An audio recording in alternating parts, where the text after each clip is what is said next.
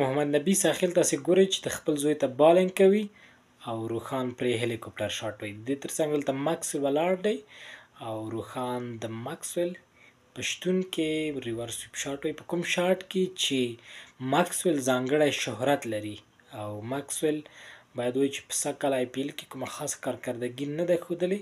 د دې ترڅنګ یوازینۍ لوبه چې وه د افغانستان په وړاندې چې نوموړي 210 منډې تقریبا وکړلې او کومه سیالۍ چې د افغانستان په واک کې وه هغه د استرالیا ته یې ماکسویل وګټله. او سوریا کومار د هندوستان یو خطرناکه او ډېر ښه پلیر چې اوس مهال د ممبئی انډینز سره لوبیږي، یو ډېر خطرناکه هیټر دی او روښان ته بالینګ کوي او روښان په اړه وایي چې یو ښه لوبغاړی ترې جوړېدی شي.